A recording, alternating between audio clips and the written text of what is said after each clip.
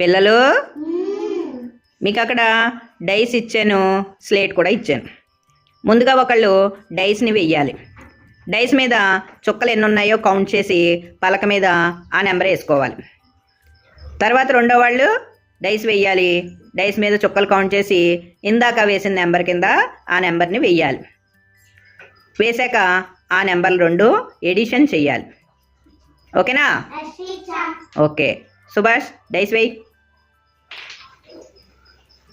1 2 3 4 5 6 6 teacher. ఇప్పుడు పలక మీద నెంబర్ వేసుకోండి.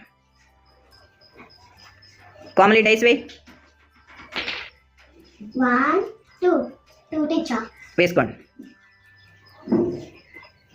చెయ్యండి.